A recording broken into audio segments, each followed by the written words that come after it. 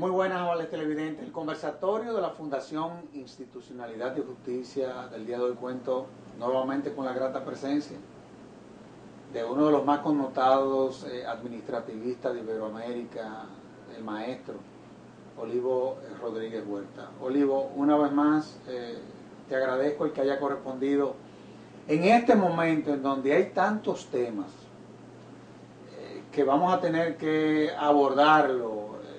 Todo lo que tiene que ver con la reforma policial, la nueva ley de las Fuerzas Armadas, que no deja de ser novedosa y buena, que va a contribuir al fortalecimiento de esa institución, todo lo que tiene que ver con ese régimen legal de todo patrimonio del Estado, en fin, así que en nombre de la Fundación, gracias una vez más. Gracias a ti, Sergio, y realmente cuando vengo al programa me siento muy contento porque de verdad me identifico mucho y siento la Fundación como parte de mí, así que para mí siempre estos conversatorios y las actividades de la Fundación constituyen un referente obligado de cosas en las que creemos, ¿no? La necesidad de continuar ayudando al proceso de encauzamiento institucional de la República Dominicana. Bueno, tú te has convertido en uno de los más connotados consultores en todo lo que tiene que ver con el derecho público, en fin, para el Congreso Nacional o para congresistas, para instituciones como la Fundación. Y la verdad es que, y siempre te lo he dicho, tú tienes una visión holística de todo lo que es el derecho público, cómo lo combina inclusive con temas del derecho privado, en fin. Y el día pasado tuvimos una actividad en Santiago en el marco de todo lo que tiene que ver con ese régimen legal de todo patrimonio público de una nación. Y entre los diagnósticos que se han levantado desde bienes nacionales, la verdad es que es una situación sumamente preocupante. El actual director general de bienes nacionales, el buen amigo Emerson, la verdad es que nos presentó un diagnóstico de que se impone que nosotros vivamos un proceso de reforma también en esa dirección. Y vimos cómo inclusive millones y millones de parcelas, de tareas de tierra, inclusive todo lo que tiene que ver con su registro, está presentando una serie de problemas que, oye, la verdad es que desde el punto de vista patrimonial a lo interno del Estado hay una crisis profunda. ¿Cómo podemos, por ejemplo, crear o cuáles serían las bases de todo régimen legal del patrimonio del Estado? Sobre todo porque muchas veces la ciudadanía cree como que los terrenos son propiedad del gobierno. Vemos que todo lo que son los municipios, en fin, hay una serie también de clasificaciones que tenemos que tener en cuenta cuando hablamos del patrimonio estatal. ¿De qué es de lo que se trata y sobre qué principios nosotros vamos a sustentar una eventual reforma legal que pueda contribuir a que nos organicemos como nación? Sergio, me alegra mucho tu pregunta y me uno a tus consideraciones sobre el importante papel que está jugando en la actualidad el director general de Bienes Nacionales, licenciado Emerson Soriano, Sin lugar a dudas. que desde su llegada a la dirección general se ha preocupado por transformar el estado de cosas, que yo diría que es un estado de desorden y de caos, en lo que tiene que ver sobre todo con el régimen normativo atinente al patrimonio público. Este evento que se celebró en Santiago es el segundo. Hubo un evento previamente realizado en la Universidad Iberoamericana, esta vez fue en la Pontificia Universidad Católica Madre y Maestra, en su recinto principal de Santiago, y lo que ha estado buscando es iniciar una especie de diálogo diálogo y diagnóstico sobre la situación caótica del marco normativo en lo que tiene que ver con el patrimonio del Estado. Sabemos la Dirección General de Bienes Nacionales es un órgano desconcentrado del Ministerio de Hacienda, sometido a la jerarquía de este ministerio, y la responsabilidad que tiene a su cargo es precisamente por llevar a cabo el inventario, el catastro de los bienes que conforman el patrimonio público. Como sucede en otras instituciones de la administración del Estado, la mayor parte de la legislación al respecto data incluso de la tiranía. Era lo mismo que pasaba con el marco de la ley orgánica de la administración pública, que su referente era también la ley orgánica de Secretaría de Estado de la década de los 50, y no se correspondía ya con las realidades y con los retos desde el punto de vista organizacional que en pleno siglo XXI necesita un Estado totalmente distinto y diferente de aquel Estado altamente centralizado y con roles muy limitados, situación que ha cambiado totalmente por la dinámica y además por la incorporación de una serie de obligaciones que se derivan para los Estados, obligaciones positivas, por el fortalecimiento de todo lo que tiene que ver con los derechos sociales y económicos, culturales.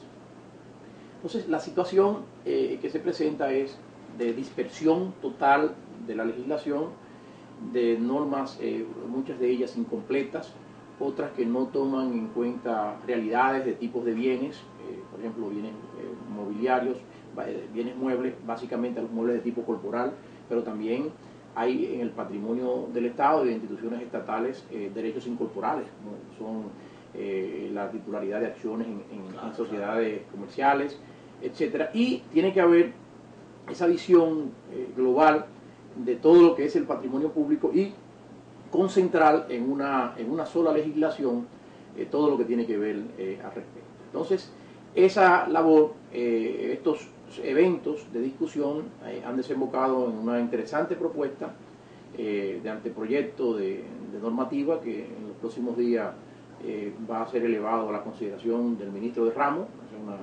Ahí también se anota otro punto, el buen amigo Mocho Soriano, siguiendo lo que debe ser la cadena de la jerarquía en la administración, con su ministro, con el ministro de Hacienda, elevarle a la consideración la necesidad de esta normativa para sentar las bases de una mejor organización, insisto, de todo lo que es el patrimonio público. Y aquí hay muchas cosas y entuertos que corregir. Cada día que observamos el organigrama del sector público, Sergio, nos vamos dando cuenta de que ya la cantidad de organismos autónomos, es decir, órganos que hay que crearlo con mucha delicadeza, suman más de 100, y en cada uno de ellos se van colocando bienes públicos, pero esos bienes están en esas entidades que el Estado lo dota de personalidad jurídica, no a título propio, sino para el cumplimiento de sus finalidades. En realidad esos bienes forman parte del patrimonio estatal, del patrimonio del Estado, porque lo que cumplen los organismos autónomos, sean creados por la Constitución o creados o instituidos por leyes, son funciones del Estado. De manera que el Estado, como persona jurídica mayor, dota, les aporta los mismos, pero, insisto, debe haber una unidad de mando y de régimen jurídico atinente a eso que es ese patrimonio. En la mayor parte de los países hay una gran tendencia a evitar esa dispersión que caracteriza la legislación dominicana y concentrar todo aquello en leyes de patrimonio público, leyes de patrimonio del Estado, y además el régimen jurídico de las operaciones que se pueden realizar en cuanto a esos bienes, en términos de enajenación, en términos de arrendamiento, en términos de usufructo, en términos de consentir servidumbres. Es decir, se hace necesario ponernos a tono en esa materia. Pero además hay otro tema importante en la clasificación de los bienes del patrimonio público, la clasificación tradicional, ¿no?, de bienes del dominio público, bienes del dominio privado. Hay una parte de los bienes públicos que están sujetos a conservación y fructificación según la propia terminología constitucional, y que en relación a los cuales pueden consentirse algunos derechos de carácter precario, ¿no? Claro. Diferente a los llamados bienes que conforman el dominio privado, en los que pueden ser enajenados, pero obviamente siguiendo una serie de procedimientos que hoy día la Constitución, en su artículo 138, lo menciona de manera muy clara. O sea, toda la actuación administrativa tiene que estar precedida de publicidad, de transparencia, de eficacia, de eficiencia, bueno, de sometimiento a un ordenamiento jurídico. Pues todo eso también tiene que estar presente cuando de lo que se trate sea de la enajenación o consentimiento de derechos sobre bienes del dominio privado o del dominio público del Estado. Es decir, que tienen que haber unos trámites abiertos, ¿no? nada directo, salvo situaciones excepcionales, para que se respete, ¿no? La inspiración constitucional respecto de lo que debe ser la actuación administrativa. De manera que se trata de una iniciativa formidable en el abanico de temas que tenemos pendientes desde la Asociación Dominicana de Derecho Administrativo, impulsando la adecuación de la normativa administrativa a la nueva Constitución. Bueno, ese era precisamente uno de los temas prioritarios. Son un conjunto de temas, diríamos, ya fue promulgada la Ley Orgánica de la Administración Pública, está pendiente la Ley de Derechos y de Procedimiento Administrativo, aprobada ya por el Senado y pendiente va a ser retomada por la Cámara de Diputados.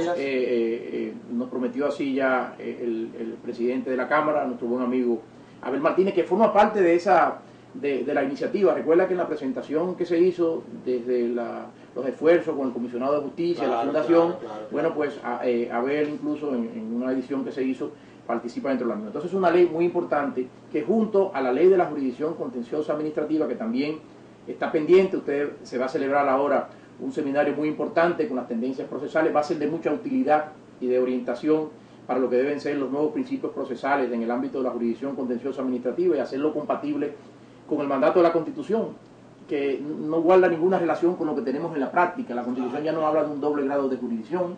En ese ámbito hay que acercar el control de los actos del poder al ciudadano. No es posible que los ciudadanos de lugares remotos del país, de la frontera o de las terrenas o de San Rafael de Yuma, tengan que venir a la ciudad de Santo Domingo a un tribunal único, de instancia única, a conocer las controversias que los afecten con entidades estatales, ¿no? Tanto del ámbito local como del ámbito nacional. Eso limita el acceso a esa al acceso a la jurisdicción. Entonces, fíjate tú, Sergio, que si logramos articular esa ley de patrimonio del Estado, con la ley de orgánica de la administración pública, con la ley de los procedimientos administrativos, con la ley de la jurisdicción contenciosa administrativa, si sumamos esto a la ley de compras y contrataciones del sector público, cuyo reglamento ha sido remozado enormemente en pro de la transparencia, uno de los primeros decretos del presidente Medina al inicio de su administración, y lo sumamos a la Ley General de Libre Acceso a la Información Pública, pues podemos decir ya que en la República Dominicana tenemos un gran corpus juris administrativo que sientan las bases para un nuevo tipo de relación entre el Estado y la sociedad, eso que llamaban un nuevo tipo de relación entre administrado, de una persona que a mí no me gusta, y administración. Es decir, yo pienso que debemos hablar de administración y de personas. Ahora, no hay duda de que lo que tú estás planteando, aparte de que es una necesidad, ya comenzamos a ver que comienza a hacerse realidad. Esa es la realidad de todo esto, sobre todo porque muchas veces se habla de la seguridad social, pero a nosotros nos ha faltado fortalecer o crear mecanismos que puedan garantizar la seguridad jurídica. Y no hay duda de que con todas estas normas que ya están maduras y que se vienen aprobando desde el Congreso Nacional, no hay duda de que vamos hacia esa tendencia. Ahora, cuando tú hablas de patrimonio del Estado, tú también tienes que crear mecanismos de protección, mecanismos de defensa, porque no hay una cosa más vulnerable que el patrimonio estatal. Así es. Lamentablemente, eso es así. ¿Cómo puede funcionar un régimen de protección y de defensa del patrimonio estatal? Mira, Sergio, cuando tú recuerdas la experiencia, cuando tú eras en ese entonces consultor jurídico del Senado de la República, con el tema del nuevo marco legal para la Cámara de Cuentas. Ay, no me recuerdo de eso. Bueno, pero también de esas cosas negativas, producto de las debilidades y las pasiones humanas, ¿no? Son cosas muy importantes. Al fin y al cabo, se pudo sacar la ley que no se le ha sacado todo el provecho que ello significa en términos de reforma estructural. Pero recuerda que se insistía mucho desde aquel entonces de la importancia del control social, el control desde la sociedad. Es decir, existen ciertamente instancias dentro del Estado que tienen que ver con esto. La misma Constitución manda responsabilidades importantes a la Cámara de Cuentas en lo que tiene que ver precisamente con la defensa del patrimonio público. Eso es una labor importante que muchas veces no se toma en cuenta porque se quiere circunscribir la Cámara de Cuentas a los informes que envía anualmente sobre la gestión financiera, a las auditorías financieras de gestión, es decir, aspectos como que te huelen a números nada más. Pero realmente a la Cámara de Cuentas y en el sentido general a todo el sistema de control público como la Contraloría General, claro, y también en la Ley de Control Interno así lo establece, tienen una gran responsabilidad sobre esto. O sea, hoy día el Estado necesita saber, bueno, cuál es su patrimonio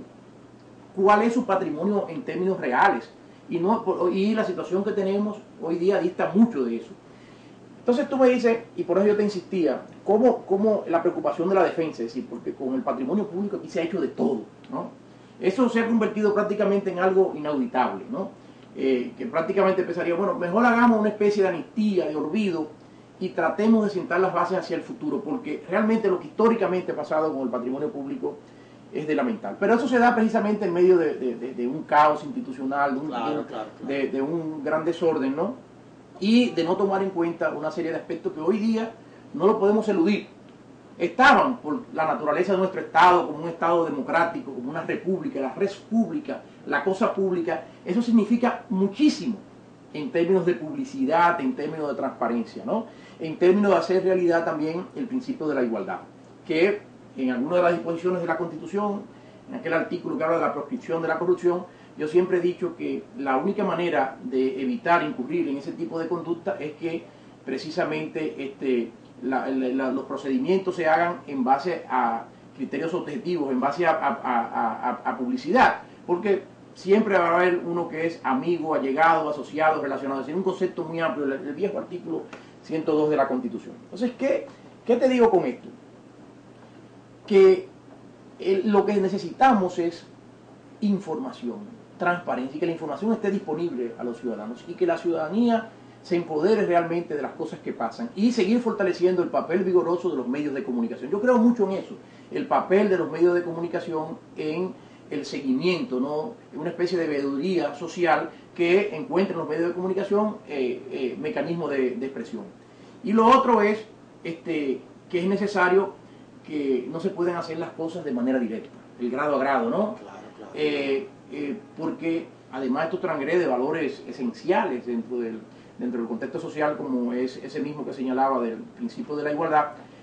Si el Estado tiene la necesidad de enajenar un bien, bueno, no debe hacerlo con una persona en particular, porque todos los dominicanos que estén en condiciones podrían realizar ofertas para la adquisición del mismo, entonces no puede darle a uno en detrimento del otro.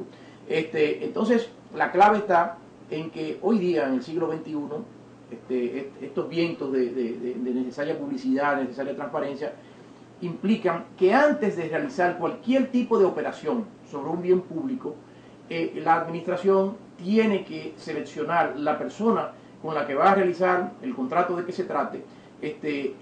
Primero tiene que hacer una selección, un procedimiento objetivo, un procedimiento abierto, ¿no? Que garantice la más amplia participación y que garantice los mejores objetivos perseguidos por el Estado en relación al bien público de que se trata. Entonces la clave está allí en fortalecer. Y precisamente ese borrador, esa iniciativa, ¿no? que ha sido debatida en el marco de estos seminarios, precisamente tiende mucho a fortalecer todo ese aspecto ex ante de la realización de la operación. Es decir, los ciudadanos no podemos enterarnos de que nuestros bienes, los bienes que integran el patrimonio colectivo, están siendo objeto de una operación de venta, o de donación o de arrendamiento cuando se hizo la operación, ya. Sino que desde que la administración tiene la intención de realizar una operación en relación al mismo, bueno, pues tienen que articularse aquellos mecanismos que garanticen la publicidad, el acceso, la participación, la competitividad en ese tipo de operaciones. Entonces, ese proyecto precisamente se enmarca dentro de esas líneas y enhorabuena, es decir, era necesario que alguien asumiese el liderazgo y sabemos que de seguro esto va a contar con la bendición del Ministerio de Hacienda y por supuesto de la Presidencia de la República para que en el seno del Poder Legislativo se discuta y sustituyamos este marco totalmente obsoleto, ¿no? Que se convierte muchas veces en retranca y que sirva de base. Y además hay que hacer lo que dice el profesor, nuestro común amigo, el profesor, el gran maestro, el profesor Eduardo Jorge Prat, de que a las normas hay que dotarlas de dientes también, es decir, tiene que haber un sistema de consecuencias y, insisto, entiende, eso que tú con tanta propiedad insinuabas en tu pregunta es clave, es decir, ¿qué podemos hacer para defendernos, para que no se disipe, para que no se realicen malas operaciones? Bueno, entonces el asunto está en el camino que trazan los principios de actuación de la administración que manda el artículo 138 de la Constitución de la República. Mucha publicidad, mucha transparencia, economía, eficiencia, es decir, esos son objetividad, esos son los nortes que deben guiar desde el momento mismo en que la administración concibe la posibilidad de hacer algún tipo de operación sobre bienes del patrimonio público, entonces que esto quede suficientemente expuesto a la ciudadanía. Ahora, ¿cuáles son los regímenes jurídicos que tienen los bienes que conforman el patrimonio estatal? Porque cuando se dan estos debates, sobre todo en lo que ha sido este proceso de consenso, de tratar de ver de qué forma podemos presentar una norma que nos pueda garantizar que real y efectivamente se imponga el orden en medio de este caos, que sin lugar a dudas, para lo único que ha servido es para incentivar los niveles de corrupción, como tú decías, la falta de transparencia. Desde la administración hay unos niveles de discrecionalidad impresionantes en cuanto a lo que es disponer de un bien que conforma el patrimonio del Estado.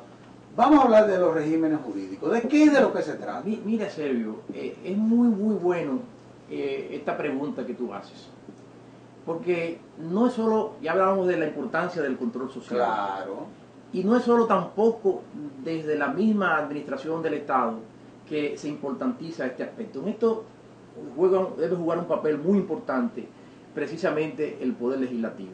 Recuerdo tus quejas en los tiempos de debate de lo que es hoy la Constitución, aquellas jornadas interminables que teníamos en este canal, siguiendo los pasos de la reforma constitucional. Y entre las cosas importantes es entender que el papel del Poder Legislativo no solamente es su función primaria de dotar a la nación del cuerpo normativo básico, de su funcionamiento, sino que tiene una importante labor en el sistema constitucional de división de poderes, de frenos y de contrapesos, esencial en lo que tiene que ver con la fiscalización y el control de determinados actos y operaciones que se hacen desde la administración del Estado. Y precisamente uno de ellos, de esos controles, es el que tiene que ver con el régimen de enajenación de los bienes del Estado. La Constitución del 2010 introduce un elemento muy importante. Ahora, antes, en la anterior Constitución, ese control solamente se ejercía en torno a las enajenaciones de tipo inmobiliaria. Es decir, la enajenación de inmuebles era por un valor superior a 20.000 pesos, era lo único que estaba sujeto a la aprobación congresional. Ahora la Constitución no distingue el tipo de bien, puede ser bien mueble o bien inmueble. Incluso dentro de los bienes muebles pueden ser bienes muebles corporales o derechos incorporales, como es el tema de las acciones. Es decir, y cuando sobrepasen X número, se hace un equivalente en salarios mínimos como una forma de mantener indexado ese valor. Es decir, y además es lo suficientemente prudente para que tenga importancia la función del Congreso en ese tema.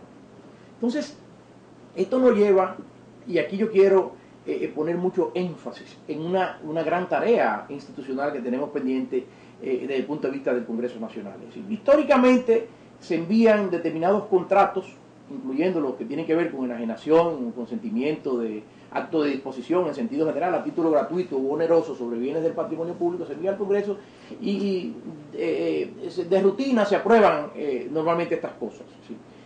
Los actos de control, porque lo que hace el Congreso es una aprobación, es un acto de control. Sin la aprobación del Congreso, lo que la administración ha dispuesto no resulta eficaz, es como si no se hubiese realizado, es como que el contrato que se haga en relación a un bien que implique enajenación, no sirve, está afectado a una condición suspensiva hasta que el Congreso lo apruebe. Pero el Congreso no puede hacer esto de manera mecánica y pura y simplemente. Allí tiene el Congreso que hacer una labor importante. Y precisamente una de esas labores importantes que debe hacer el Congreso es que la administración para realizar la operación sobre ese activo de su dominio privado, que está sujeto a enajenación, esa operación, ese acto de disposición sobre bienes muebles o inmuebles del patrimonio público, es necesario que se hayan respetado estos principios que estamos hablando. Porque volvemos a caer en el tema de los principios, el tema de la publicidad, el tema de la transparencia, el tema de la concurrencia en los procedimientos de estos actos de disposición. De manera que aquí en la práctica, ¿qué es lo que se ha utilizado el Congreso? Muchas veces se ha utilizado el Congreso para legitimar actos auténticamente ilegales, actos que ofenden el respeto del ordenamiento jurídico a que está sujeta la administración en su actuación. Y entonces se aprueba en el Congreso y dice, no, es una ley. No, lo que vota el Congreso no es una ley, es un acto singular, incluso es una resolución aprobatoria, es un acto de típica función administrativa que hace el Poder Legislativo sobre un acto del Poder Ejecutivo y de sus órganos. Y entonces no debe el Congreso Nacional, que dicta las leyes, que trazan los procedimientos de publicidad, de transparencia, de concurrencia, eso que hablábamos en pro de la eficiencia en las operaciones que se hagan sobre el patrimonio público, no puede el Congreso permitir, aprobando, que se hayan hecho actos que hayan violado sus propias leyes. Mira, en derecho administrativo hay un principio muy importante, se llama inderogabilidad singular de los reglamentos, es decir, viene de recogida de una expresión latina, tu patere legem quem fecisti, ¿no? Es decir, una autoridad que dicta una norma no puede apartarse de su respeto para un caso concreto particular. Pasa mucho y se aplica mucho, por ejemplo, en el ámbito municipal. En los ayuntamientos se aprueban ordenanzas de zonificación. Dice, mira, aquí no se pueden realizar edificaciones de alta densidad. Y sin embargo comienzan a dar permisos particulares contrarios a reglamentación. Entonces, eso se llama violación al principio de inderogabilidad singular de los reglamentos.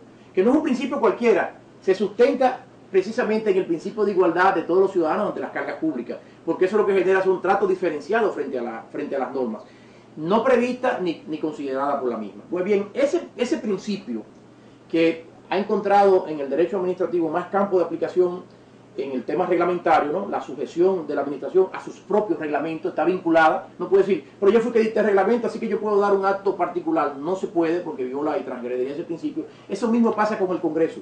Cuando el Congreso Nacional dicta una ley y dice, mire, la enajenación, cualquier acto de enajenación del patrimonio público tiene que estar precedida de tales y tales requisitos, es un deber del Congreso Nacional verificar eso, porque cuando el Congreso Nacional aprueba algo así, está realizando un acto inconstitucional, porque está realizando una derogación singular de su propia norma para lo que no está habilitado.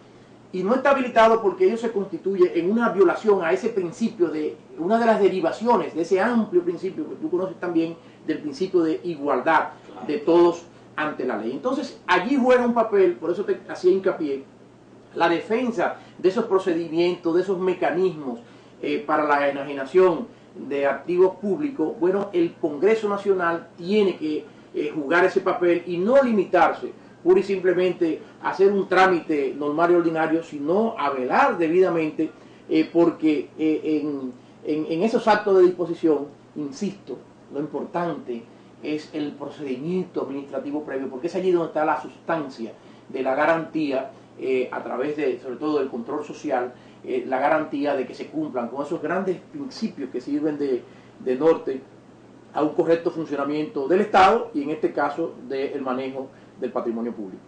Olivo, vamos a hacer una pausa y de inmediato volvemos con nuestro excelentísimo invitado.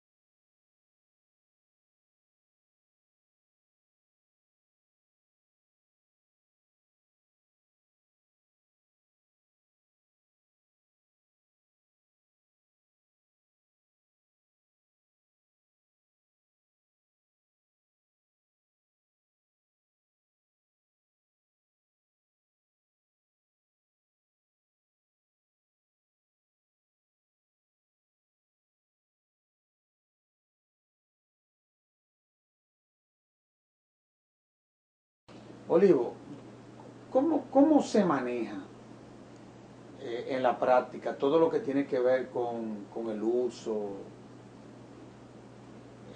el traspaso de bienes que conforman el patrimonio del Estado, sobre todo cuando son o traspasados al sector privado, o por ejemplo las concesiones? ¿Cómo operan esta forma de hacer uso de lo que fue o de lo que sigue siendo propiedad del Estado? Mira, ese es otro aspecto interesantísimo sobre lo que en sentido general existe un gran vacío en la legislación dominicana. Sabemos que una de las operaciones que podrían afectar bienes, en este caso sobre todo bienes del dominio público, las áreas de puertos, etcétera, Claro. es el tema de las concesiones administrativas. Son concesiones de uso y disfrute sobre bienes del dominio público. Algunas leyes sectoriales, por ejemplo, en el ámbito de las telecomunicaciones, las concesiones de uso del espectro radioeléctrico, que es un bien escaso de tipo incorporado, no podemos agarrarlo. Bueno, contienen esas normativas, pero algunas disposiciones, por ejemplo, en el ámbito, las minas, están regulados por disposiciones en el ámbito minero, pero en sentido general, en línea general, no existe ese marco jurídico que sirva de base. Recuerda en los tiempos en que se hizo una operación que era tan necesaria para el remozamiento de nuestros aeropuertos, las concesiones en el ámbito aeroportuario. Hemos visto aquí incluso las experiencias muy positivas en la participación privada en la gestión y funcionamiento, y temas emblemáticos, como el caso, por ejemplo, del aeropuerto de Punta Cana, el aeropuerto de La Romana. Bueno, pues esos bienes continúan con esa naturaleza, pero están sometidos a regímenes jurídicos de derecho público por su naturaleza. Y lo mismo pasa también con en el ámbito de las instalaciones portuarias, ¿no? Que en virtud de la ley general de medio ambiente, bueno, forman parte de lo que se llama el dominio público marítimo costero. Pero no hay una normativa que con carácter particular regule todo lo que es el régimen de derechos y de deberes de los concesionarios en relación a los mismos, y del mismo tema de las potestades públicas en ese tema, ¿no? Y sobre todo de mejorar la identificación de quién es responsable, porque eso es uno de los grandes temas. Uno de los grandes problemas es que, bueno, se hizo la operación que afecta un bien del patrimonio público, pero después no se sabe como quién es que vigila, quién es que fiscaliza. Dice, no, porque eso después no debe ser la autoridad portuaria, o si es medio ambiente. O sea, al fin y al cabo hay muchas entidades que participan, pero al fin y al cabo nadie le da seguimiento. Fue una pena, por ejemplo, que por ejemplo, cuando se inició las concesiones en el ámbito aeroportuario, no se convirtiera lo que es el departamento aeroportuario en una superintendencia de aeropuertos, porque realmente la función hoy día es de fiscalizar el cumplimiento de régimen contractual de esas concesiones, ¿no? Que estaban contenidos en los pliegos, etcétera, bajo los cuales se licitó. Y lo mismo pasa en sentido general. Por eso, dentro de la propuesta que se ha estado discutiendo, bueno, sería, y hay experiencias interesantes en América Latina, sobre todo uno de los casos más emblemáticos en el caso de Perú, en el que la entidad a cargo del seguimiento, gestión, control del patrimonio público, bueno, realiza una función fundamental típica de superintendencia, ¿no?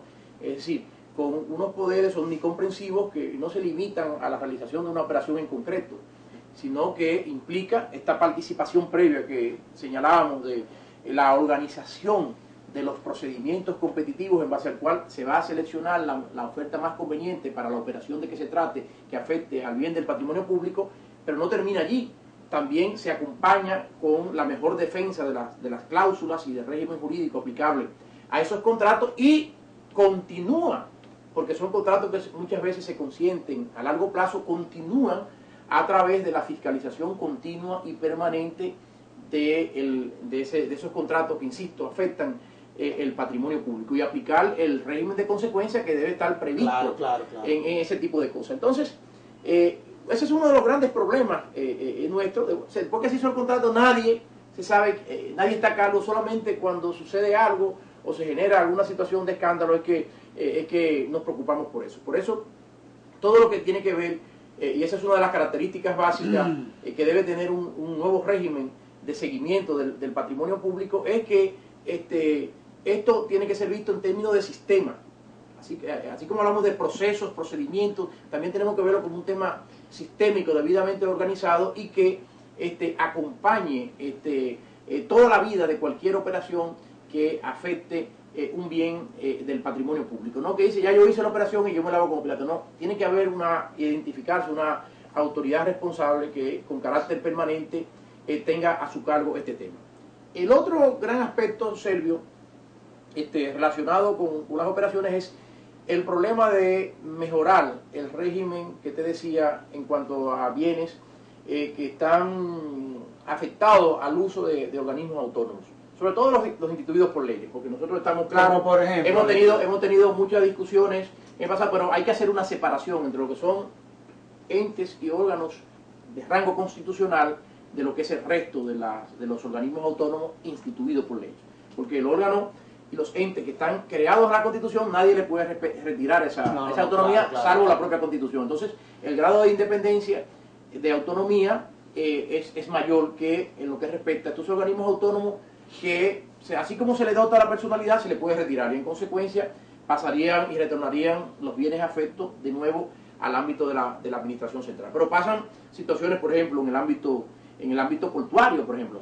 La autoridad portuaria tiene aportado la estructura de los puertos. Allí hay todo un valor inmenso. Esa es hay una reforma que se estuvo impulsando desde el sector privado, incluso en un determinado momento hay una comisión de modernización de todo el régimen portuario dominicano, y esa propuesta que estaba también auspiciada, creo que por el Banco Interamericano de Desarrollo, bueno, es una pena que no haya continuado su debate, porque allí se establecía todo el régimen jurídico de la especificación de las operaciones en el ámbito de los puertos, ¿no? sobre ese activo importante público, ¿no? Porque así como existe un régimen para el tema minero y existe un cierto régimen en el ámbito aeroportuario, bueno, pues es necesario también estas reglas particulares. Pues te menciono eso por mencionarte un ejemplo de un ámbito que es cualitativamente y cuantitativamente también importante, claro, el valor que conlleva, pero es necesario que desde la Administración Central del Estado se tenga, ¿no? Un control de esos y un seguimiento también a esos bienes que, insistimos, le son afectos a una entidad autónoma que se crea con el único propósito de que pueda cumplir esa finalidad específica que tuvo en cuenta el Estado para crear esa otra persona jurídica, pero sigue siendo parte de ella. Claro, claro. En tiempos de don Antonio Guzmán, yo recuerdo, Sergio, hay una ley que está vigente por allí, porque estos temas de fraude a la ley, ¿no? Siempre somos muy creativos para ubicar de qué manera eludo que el Congreso tenga que aprobar. Entonces, no, porque lo que aprueba el Congreso es una enajenación de los bienes del Estado. Entonces, el Estado, desde el punto de vista de la administración pública, es una persona jurídica que personifica lo que llama la administración central del Estado, los ministerios y las direcciones generales. Pero al lado del Estado también existen los organismos autónomos con su propia personalidad jurídica, existen los municipios. Entonces dice, no, eso que dice la Constitución de los bienes del Estado, nada más aplica a lo del Estado, a los que están en la administración central. Entonces, se convirtió, no a los que pertenecen al municipio. Exacto, o al organismo autónomo. Y entonces se creaba el mecanismo de que se traspasaban bienes de la administración central a un organismo autónomo, y entonces a partir de allí se hacían las enajenaciones. Claro. Y entonces el legislador en tiempo, yo creo que esa ley tiene un toque especial, si mal no recuerdo, don Rafa Cáceres, que fue en algún momento consultor jurídico del Poder Ejecutivo en tiempos del presidente Antonio Guzmán. Bueno, pues el Congreso dictó una ley y los considerando son ricos en contenido en ese tema, diciendo, no, que se ha constituido en una práctica eso, y que cualquier enajenación de bienes de los organismos autónomos que le hubiesen sido aportados con motivo de su constitución o para su funcionamiento por la Administración Central del Estado, bueno, están también sujetos como bienes del Estado a la aprobación congresual. Es decir, se hizo necesario eso porque se veía un concepto restringido. El profesor, tu buen amigo, el profesor Alan Brugger Carías, en un estudio sensacional que hizo por cierto, tú y yo tenemos un compromiso seguro, con Alan, seguro, que es la de publicación de su obra de los principios del procedimiento administrativo. Tenemos eso en pero la ya agenda. eso vendrá muy pronto. Ahora lo acompañaremos con la promulgación de la ley, Dios mediante, en las próximas semanas o meses. Creo que es un buen acompañamiento doctrinal iniciar la misma con eso. Bueno, pero te decía, el profesor Alan Brugger, en el congreso que dedicamos a ese gran maestro del derecho público dominicano, don Raimundo Amaro Guzmán, el año pasado, bueno, pues él tuvo la delicadeza de preparar su tema no sobre un tema general de derecho administrativo, sino me dijo, yo quiero aportar algo a ese país que quiero tanto, la República Dominicana. Y se hizo un estudio de las bases constitucionales del derecho administrativo en la Constitución del 2010. Entonces es un estudio que desmorona toda la Constitución y precisamente hace la distinción de cuando la Constitución utiliza la expresión Estado, incluyendo a todos los entes públicos que forman parte de ese Estado, y en cuáles casos, bueno, el Estado es como Estado aparte, fuera de la administración, por ejemplo, todo el tema que tiene que ver con la representación en el ámbito internacional. Pero como se dice en el ámbito interno, bueno, también el Estado incluye los organismos autónomos, porque son entes públicos, son entes públicos estatales, órganos del Estado, y en consecuencia el régimen de sus bienes está sometido al mismo régimen del ente público mayor, de la persona pública mayor, que es el Estado. De manera que estos son otros aspectos que hay que tomar muy en cuenta, e insistimos, Servio, se puede diseñar el mejor de los sistemas. El esfuerzo que se está haciendo, la redacción que he visto del anteproyecto, por lo que he visto hasta el momento, es una redacción impecable, extraordinaria. En ello ha colaborado mucho otro venezolano muy amigo de los dominicanos, el profesor Víctor Hernández Mendible. Sí, que estuvo con nosotros estuvo en el Congreso, en Santiago, y yo no pude estar cumpliendo compromisos profesionales. Los aportes fueron monumentales. Pero estuve dándole mucho seguimiento al mismo. Pues bien, lo importante es que estén sentados allí a título de esos grandes principios y que se inicie realmente una reforma orientada con la responsabilidad suficiente de lo que implica para esto. Entonces, es mucho lo que está en juego y el país debe acompañar esta reforma legislativa también con un cambio de actitud y con una importancia de lo que esto significa en términos de la capacitación técnica profesional de estas instancias, en lo que está muy comprometido el administrador de bienes nacionales. Sin lugar a dudas. Ahora, hemos estado hablando de patrimonio del Estado, el régimen jurídico, quienes real y efectivamente ostentan la propiedad de los bienes, los municipios, en fin. Y la verdad es que con relación a esos aspectos tú has dado una cátedra sumamente fecunda. Sin embargo, yo quiero ahora que hablemos un poco sobre el organismo cuya responsabilidad tiene el de administrar esos bienes. ¿Cuál es el rol, el papel que tendrá que jugar en el marco de esta norma que se está diseñando y que en los próximos días, yo creo que ya la semana que viene, estaremos ya socializando el borrador final? ¿Cuál será el papel que debe de jugar ya el organismo administrador de los bienes que conforman el patrimonio del Estado? Porque también hemos visto... ¿Qué me va a decir el patrimonio público? Sí, sí.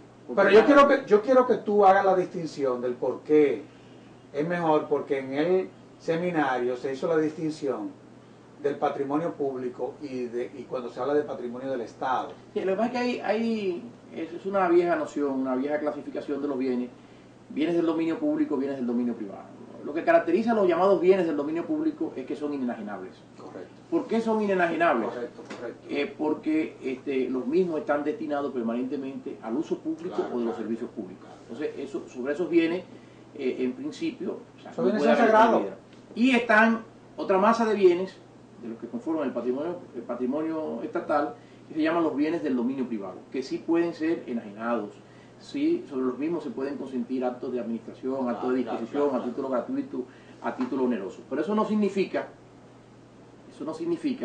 que el hecho de que se puedan consentir de cualquier manera. Por eso insistíamos, la idea, la importancia y el papel crucial para el acierto de las buenas decisiones administrativas que juega el procedimiento administrativo. Lo primero es la planeación, lo primero es los procedimientos de escogencia, de selección de las ofertas más ventajosas para el uso o disposición de los bienes que conforman ese dominio privado. Lo mismo pasa en el ámbito local, de las administraciones locales. Los municipios también tienen la clasificación de los bienes del dominio público municipal y bienes del dominio privado municipal. La distinción básicamente tiene que ver con la posibilidad de la enajenación de unos y otros. En algunas ocasiones dice, bueno, pero se vendió un bien del dominio público. Un bien del dominio público no se puede vender, no se puede donar, porque está afectado permanentemente al uso público o de un servicio público. Para que un bien, lo que era en un determinado momento un bien del dominio público, que por su característica permita eso, pueda ser objeto de una enajenación, es necesario que se produzca algo que don Cundo Amiama, ese gran maestro del derecho público, la gran cabeza del derecho público dominicano en sentido general del siglo pasado, ahora indudablemente que la gran cabeza del derecho público dominicano, la del profesor Eduardo Jorge Prat, que maneja a profundidad todos los temas del derecho público. Eduardo es el nuevo Don Cundo, ¿no? en pleno siglo XXI. Bueno, Don Cundo nos hablaba de una figura, llama la desafectación del domicilio, del dominio público. O sea, para que un bien del dominio público pudiera ser enajenado es necesario que previamente se haga un procedimiento de desafectación.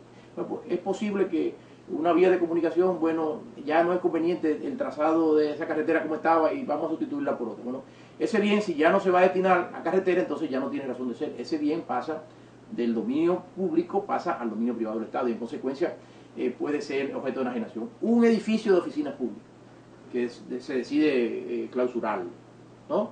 Y trasladar la oficina. Bueno, ese bien originalmente era un dominio público. Usted no puede vender donde funciona el Servicio Nacional de Educación, los servicios de los hospitales, etcétera. Ahora, si cesa de esa condición o porque el deterioro lo haga inservible, bueno, ese bien puede ser objeto de desafectación. Y lo mismo pasa con instalaciones militares, bases militares que son bienes del dominio público, pero si cesa, por ejemplo aquí en el ensanche de la Fe, habían instalaciones del cuerpo ayudante, donde después el doctor Balaguer construyó edificaciones de edificios multifamiliares, etcétera. Una desafectación, porque antes era una dependencia del dominio público militar y cesa en esa condición. Es decir, la única manera que usted pueda enajenar lo que algún día fue dominio público es si previamente se ha desafectado. Entonces, eso implica también un procedimiento de desafectación del dominio público. De manera que esa es la gran distinción entre uno y otro, la posibilidad de enajenación en un caso y en otro no.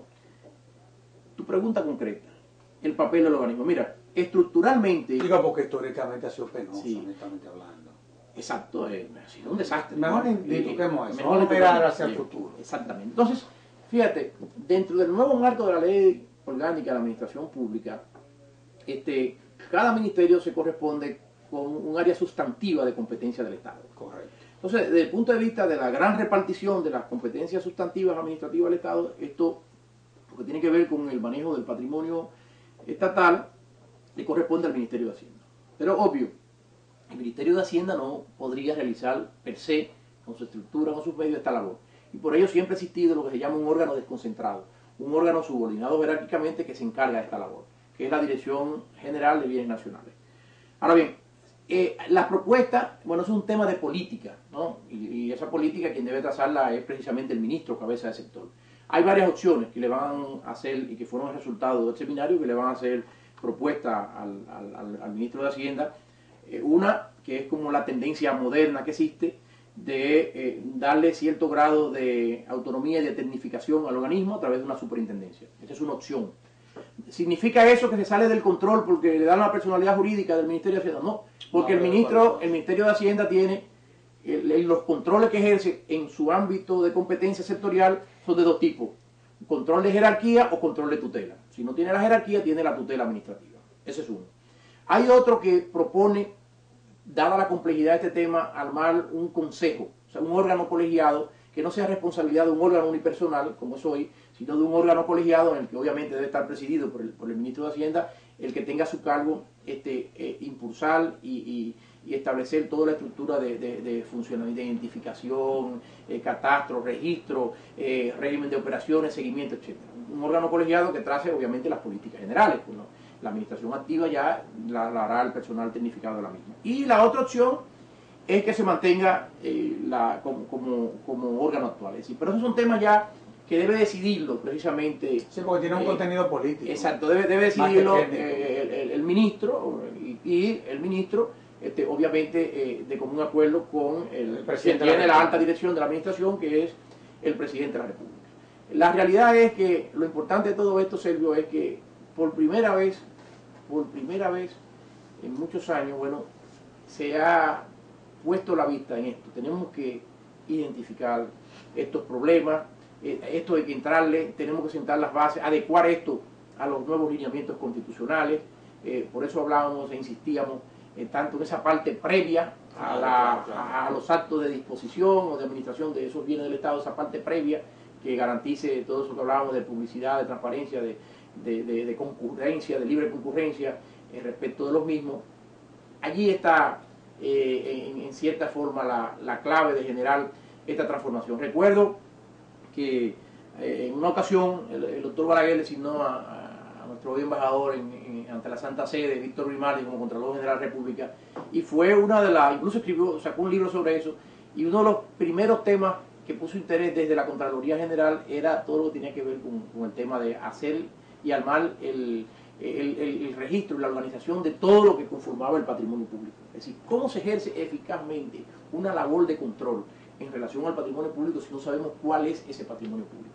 De manera que esto es una tarea urgente, la necesidad de que se asuma este tema como algo muy importante, porque de allí también estratégicamente el Estado va a encontrar muchos medios, muchos mecanismos que pueden estar a su disposición para generar recursos, para generar también fuentes productivas que vayan en pro de aligerar la carga pesada, ¿no?, de esta inmensa mayoría de nuestros ciudadanos sometidos a numerosísimas limitaciones, y que lo que necesitamos es generar recursos públicos que puedan en condiciones óptimas, ¿no?, dedicarse a los problemas que constituyen la gran deuda social con la inmensa mayoría de nuestro pueblo. Olivo, el tiempo se agotó. Caramba, pero esto pasa. No, es increíble.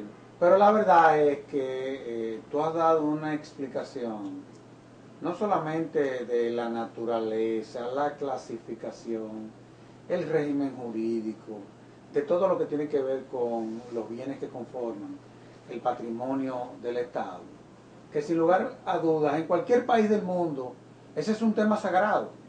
Lamentablemente no lo ha sido así en la República Dominicana. Sin embargo, tenemos que ser honestos y reconocer que en la actualidad parece que existe una voluntad real de que en la República Dominicana no solamente podamos organizar todo esto, sino que podamos generar una norma que pueda garantizar que desde la administración se pueda, sobre la base del principio de la transparencia y sobre la base de otros más, crear una norma que puedan garantizar real y efectivamente los bienes que conforman este patrimonio. Así que quiero felicitarte por el programa que has hecho.